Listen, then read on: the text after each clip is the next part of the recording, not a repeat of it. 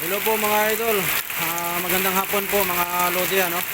Nandito po tayo sa school kung saan po tayo nag-janitor. Napakalakas po ng ulan dahil may low pressure daw, pero hindi ko pa nabasa kung talaga may low pressure, pero sabi nga po ay nakapasok na po mga lodi, ano. So napakalakas po ng ulan.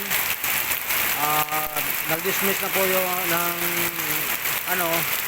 ng estudyante, labasa na, no. At napakalakas po ng ulan at napakaitim po ng namumuti-iti po ng ulap yung kabukiran mga idol, ha. Ganyan kalakas po yung ulan mga lodi, oh.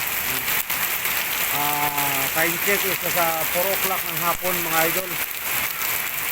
So yung mga bata nanawagan na po tayo sa Facebook sa ating mga friends na kung pwede ay kunin na po nila ang kanilang mga kabataan para masundo na po nila, lalo na po yung mga batang yung area na inuwian ay mabahain, mga lodi. So pinundo na po yung iba para makauwi na po sila.